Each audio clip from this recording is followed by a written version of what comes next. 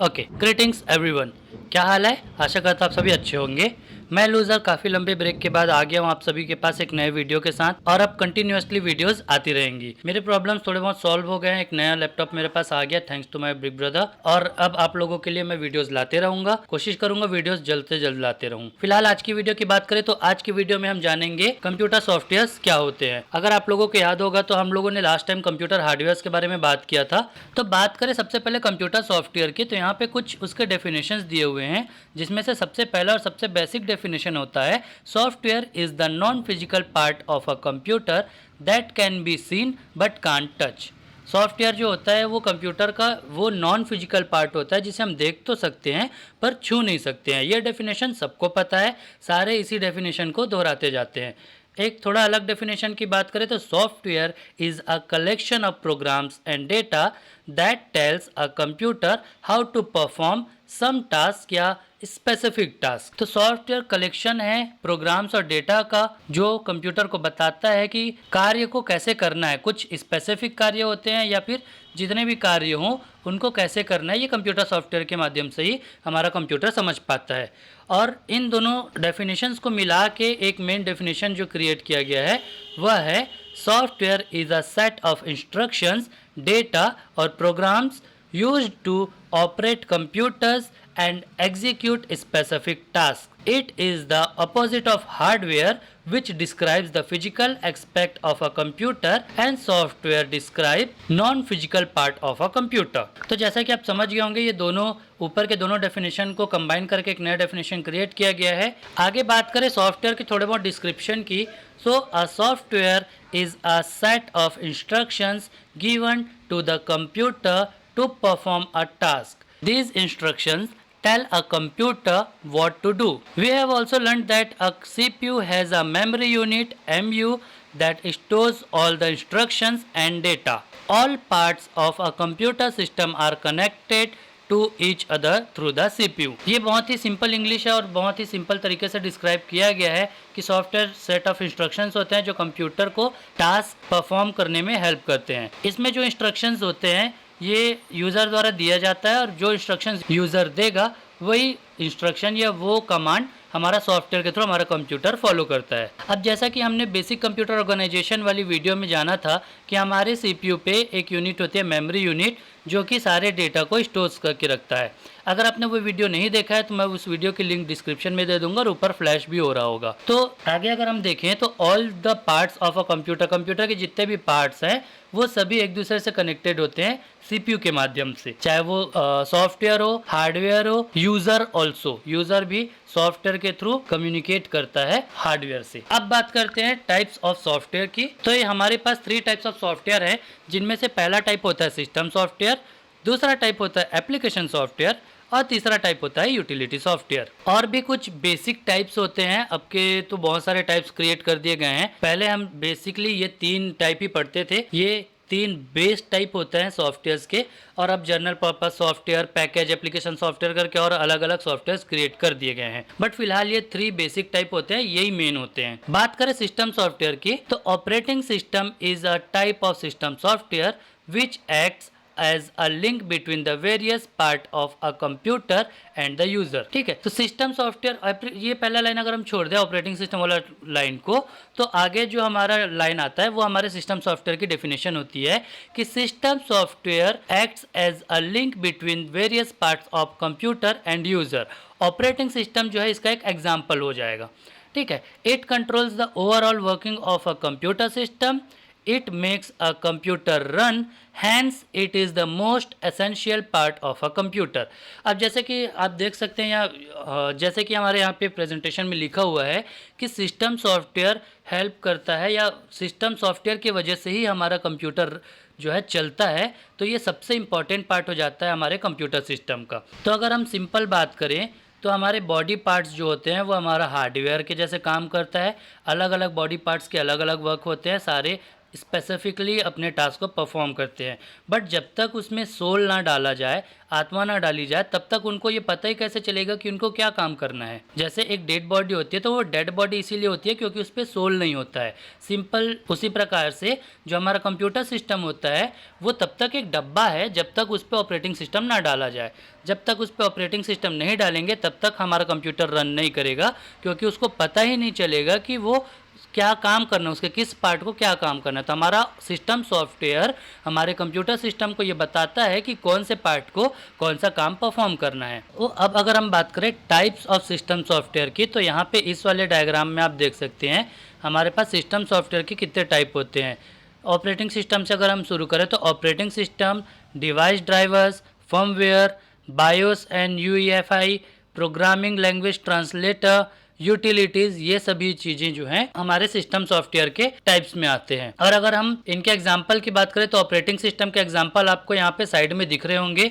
ये सारे जितने भी आइकॉन्स आपको दिख रहे हैं, चाहे माइक्रोसॉफ्ट विंडोज़ का ऑपरेटिंग सिस्टम हो, Mac OS, iOS, Android, Linux, Ubuntu, Red Hat, Macintosh, Windows 7, Windows Vista, ये सभी जो है ऑपरेटिंग सिस्टम के एग्जाम्पल बन जाते हैं। डिवाइस ड्राइवर की बात करें तो इनको रन करने के लिए जो ड्राइवर्स हमें लगते हैं, चाहे हार्डवेयर ड्राइवर हो या दूसरे अदर ड्राइवर्स हो, ये सभी ड्राइवर्स भी हमारे सिस्टम सॉफ्टवेयर के अंदर आते हैं। इन पे यूज होने वाले अपडेट्स जो फर्मवेयर हमको मिलते हैं वो सभी भी सिस्टम सॉफ्टवेयर के अंदर आएंगे। बायोस और यूईएफआई जो होता है हमारे ऑपरेटिंग सिस्टम के लिए, ये भी हमारे सिस्टम सॉफ्टवेयर के अंदर ही आता है। Programming language translator means compiler, translator, compiler, ये जो चीजें होती हैं ये हमारी प्रोग्रामिंग लैंग्वेज ट्रांसलेटर के अंदर आता है। और यूटिलिटी सॉफ्टवेयर के बारे में हम आगे देखेंगे।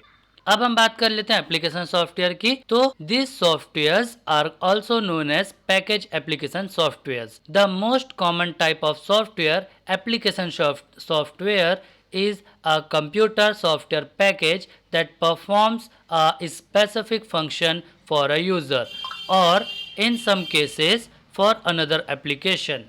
An application can be self-contained or it can be a group of programs that run the application for the user. Application software is designed to perform a specific task for end users. It is a product or a program that is designed only to fulfil end users requirement. अब अगर मैं आपको बताऊं, समझाऊं, तो हमारा जो application software होता है वो सबसे कॉमन टाइप का सॉफ्टवेयर होता है। इसका यूज कोई भी स्पेसिफिक टास्क को परफॉर्म करने के लिए किया जाता है, अनलेस हमारा सिस्टम सॉफ्टवेयर जो है वो हमारे कंप्यूटर सिस्टम को चलाने में हेल्प करता है और सिस्टम सॉफ्टवेयर के अंदर हम हमारा एप्लीकेशन सॉफ्टवेयर चलाते हैं to perform some specific kind of task. Example, चाहे हमें पेंट करना हो तो उसके लिए हम MS पेंट यूज़ करेंगे, चाहे हमें टाइपिंग करना हो उसके लिए हम नोटपैड, वर्डपैड और माइक्रोसॉफ्ट वर्ड एटसेट्रा यूज़ करेंगे। और इसी टाइप के हमें कोई भी स्पेसिफिक टास्क परफॉर्म करनी हो, एडिटिंग के लिए फोटोशॉप एटसेट्रा, हम इसके लिए एप्लीकेशन सॉफ्टवेयर का यूज़ करते हैं। अब हमें यहाँ पे एक लाइन देखने के लिए मिलती है,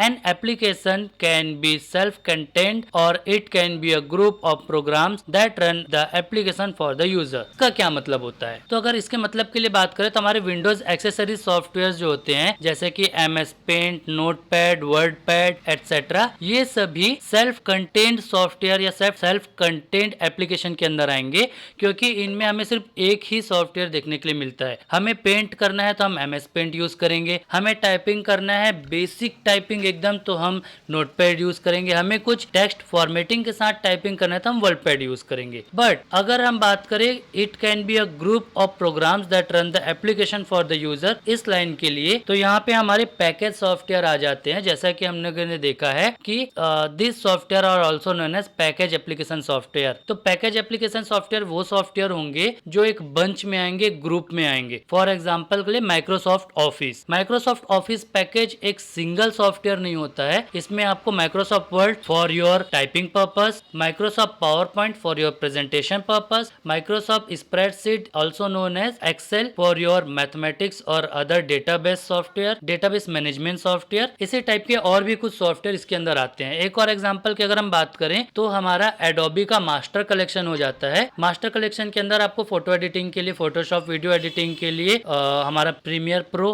और अदर आपके स्पेसिफिकली ही टास्क परफॉर्म करने के लिए अदर सॉफ्टवेयर वहां पे अवेलेबल होते हैं। तो आगे हम बात कर लेते हैं एप्लीकेशन सॉफ्टवेयर्स के टाइप्स या एग्जांपल्स की। तो जैसा कि मैंने थोड़ी देर पहले आप लोगों को कुछ नाम बताए थे, माइक्रोसॉफ्ट ऑफिस पैकेज के अंदर के लिए माइक्रोसॉफ्ट एक्सेस, वर्ड और एक्सेल, स्काइप जो हमारा इंडिविजुअल सॉफ्टवेयर हो जाता है, सेल्फ कंटेंट सॉफ्टवेयर के अंदर व्हाट्सएप, विंडोज मीडिया प्लेयर या आई म्यूजिक, ये सभी हमारे सेल्फ कंटेंट सॉफ्टवेयर के अंदर आ जाएंगे। और फोटोशॉप जो है वो एडोबी पैकेज सॉफ्टवेयर के अंदर आता है, तो ये ग्रुप सॉफ्टवेयर जो होता है उसमें आ जाएगा। और भी कुछ एग्जांपल्स हैं जो आप या तो गूगल कर सकते हैं या फिर जितने भी सॉफ्टवेयर आप यूज करते हैं अपने फोन के अंदर, अपने पीसी के अंदर, वो सब एप्लीकेशन सॉफ्टवेयर के अंदर आ जाते हैं। आगे बात करें यूटिलिटी सॉफ्टवेयर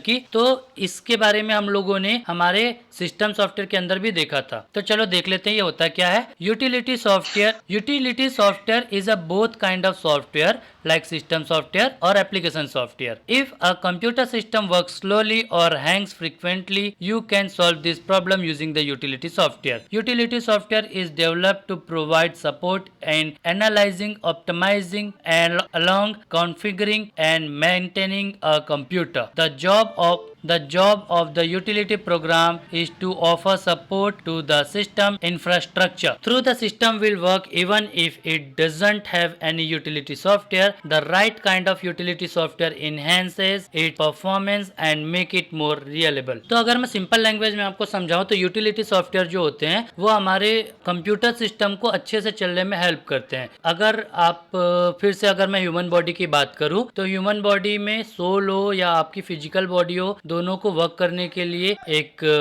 रेस्ट की जरूरत होती है और साथ ही साथ एक बूस्ट की भी जरूरत होती है। तो हमारा यूटिलिटी सॉफ्टवेयर जो है वो हमारे कंप्यूटर सिस्टम या ऑपरेटिंग सिस्टम को ये दोनों प्रोवाइड कराता है। रेस्ट तो आप उसे शट डाउन करके दे देते हैं। शट डाउन करने में या फिर वापस से पावर ऑन करने में जो प्रोसेस जाता है, जिसे हम पोस्ट बोलते हैं, पावर ऑन सेल्फ टेस्ट, ये हमारा यूटिलिटी सॉफ्टवेयर प्रोवाइड कराता है। और इसके साथ साथ जब वो प्रॉपर ऑन हो जाते हैं, आप बहुत सारे उस पर वर्क करते हैं, तो कुछ सॉफ्टवेयर ऐसे होते हैं जिन्हें बूस्ट की जरूरत होती है, वो भी हमारे यूटिलिटी सॉफ्टवेयर के थ्रू ही वहाँ पे जाता है। एग्जाम्पल के लिए जब हम कोई मल्टीपल टास्किंग करते हैं, मल्टीपल टास्किंग के समय क्या होगा कि हमारे सारे एप्लीकेशंस को रैम डिवाइड हो जाता है। बट समटाइम्स ऐसा होता है कि जो टास्क हम करंट टाइम पे परफॉर्म करते रहते हैं, सपोज हम 4 वर्क कर रहे हैं, उनमें से एक वर्क को हम कर रहे हैं, बाकी वर्क हमारा बैकग्राउंड में रन हो रहा है, तो जो वर्क हम कर रहे हैं उसको हमारी ज्यादा रैम लगेगी और बैकग्राउंड में जो वर्क रन हो रहे हैं उनको कम रैम लगेगा क्योंकि वो बैकग्राउंड पे चल रहे हैं। तो जो मेन प्रोग्राम अभी रन कर रहा है उसको जितना रैम प्रोवाइड कराना है, ये सब हमारा यूटिलिटी सॉफ्टवेयर